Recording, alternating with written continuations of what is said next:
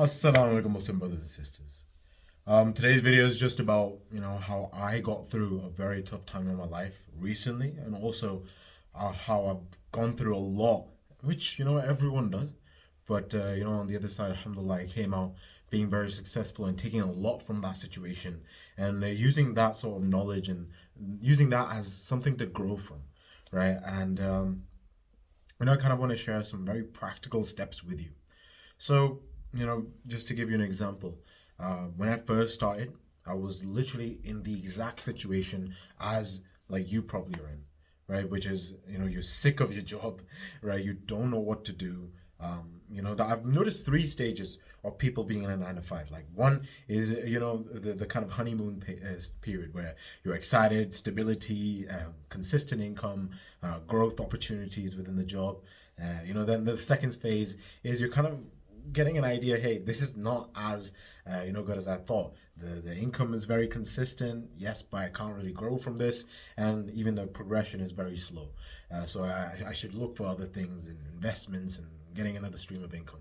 The third stage is getting completely fed up of your life, being in that world for a while, and just thinking, hey, this is not going anywhere. I cannot spend more time with family. I cannot spend time with friends and study Islam in the best way possible, practice Islam in the best way possible.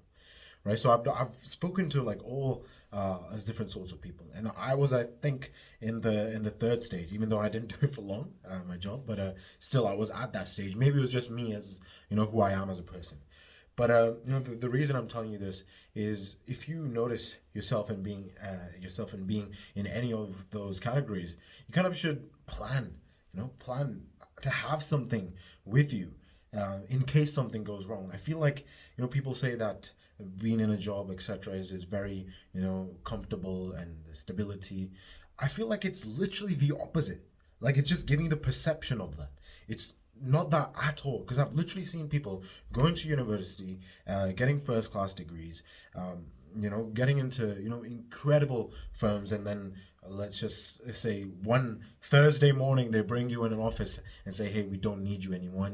To the point where so many people have come to me and saying they didn't even give a reason of why they actually got fired. So that's literally the opposite of stability. So I really feel like everyone should have skills.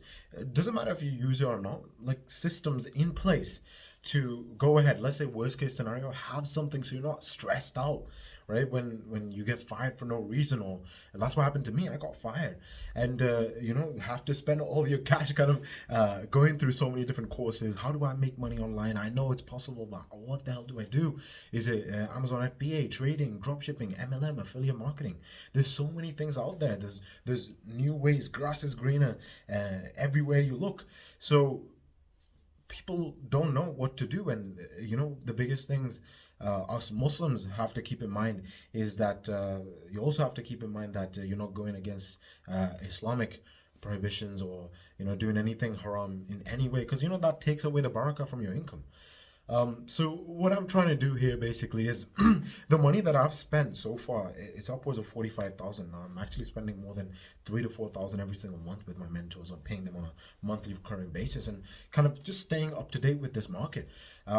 And what I've learned is just a lot of the insights of this industry and what is actually going on, and that's what I want to share with Muslims. See, I've limited myself just to Muslims because I really want to give back to my own community first, right? Just help you guys kind of skip the stress, wasting money, or unnecessary time. That's the main thing, right? And kind of give you the proven hypotheses for everything, so you can kind of fast track your way in getting to your goals. Let's say if you want to get to that 10,000 a month mark, which a lot of people feel like if they were to have that coming in the bank every single month, they'd be they would have mental peace, the time freedom, financial freedom, and the ability to spend time with family and practice Islam in the best way possible. That seems to be the goal and ideal number for a lot of people. So okay, now we have clarity on that number. Well, let's reverse engineer on what is possible, right? So let's just break it down.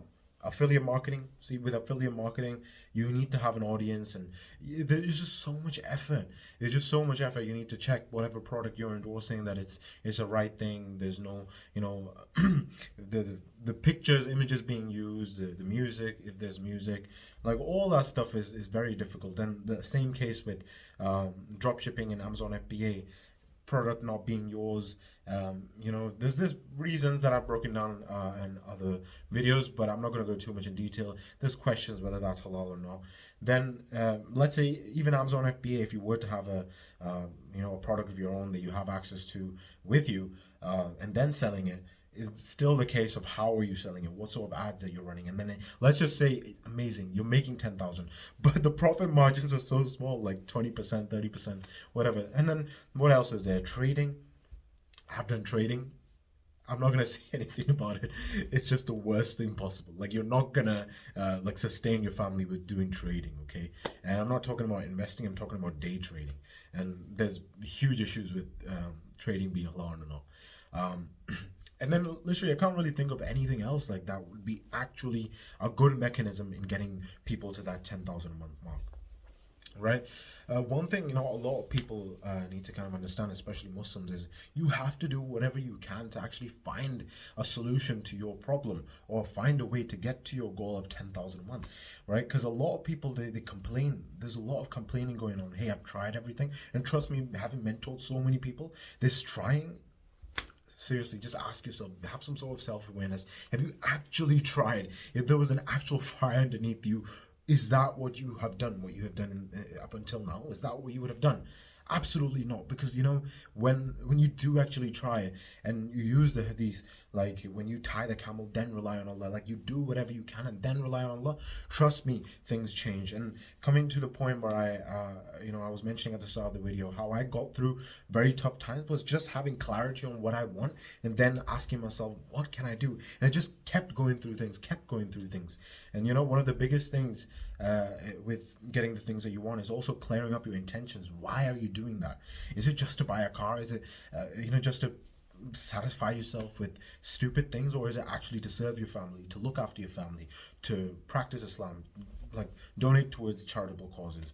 Like you have to be very clear with what your intentions are. And trust me, it's very odd how quickly things can change as long as you have clear intentions and have clarity on the goal, and you have an exact mechanism that can get you to your goal.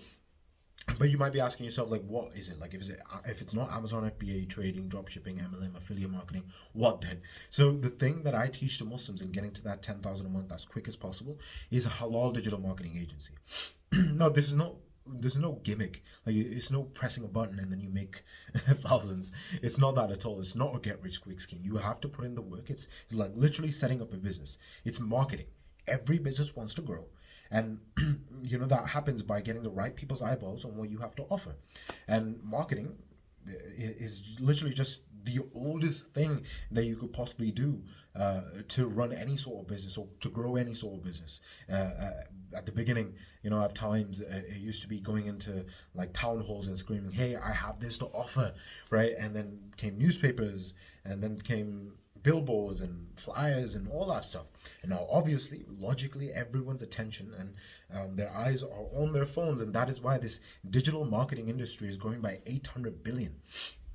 And what I'm essentially helping Muslim brothers and sisters do is start their own halal digital marketing agency, use my systems that I personally use in my own agency to get clients, and once you do, we then help you find people in either Pakistan, India, Bangladesh who know digital marketing, so you can just outsource the work to them. So that's how you're building a proper business. Systems to get a client, I'll give that to you. Systems to fulfill the service, which the person in the third world country will do. And then obviously, let's just say, for example, you're working with a construction company.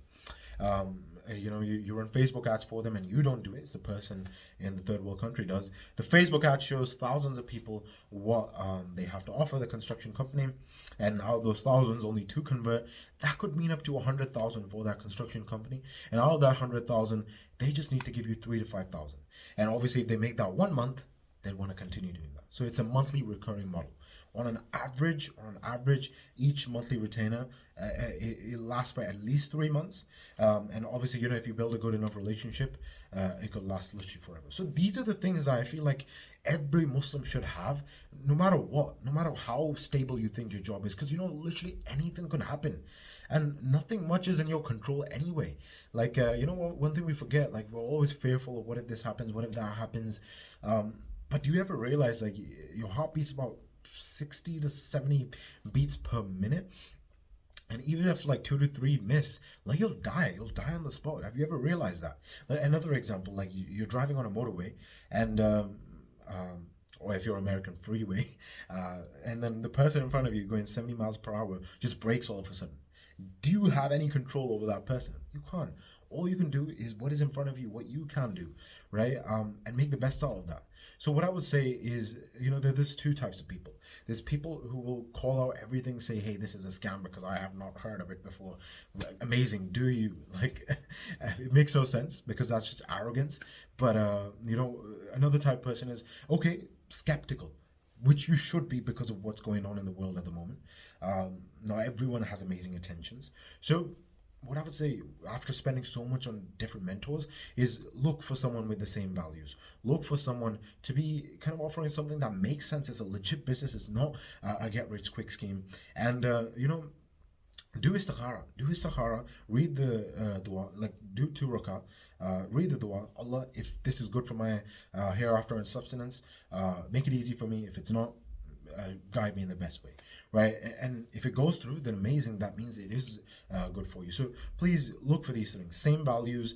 Business needs to make sense. You need to kind of connect with that person. Do istikhara, and make sure after watching a couple of my videos, there will be a link in the description with a Calendly link, kind of offering you time slots that you can have a chat with me, completely free demo call, just so I can, worst case, guide you in the best way possible. So, inshallah, make sure to do some sort of action, and I'll catch you soon.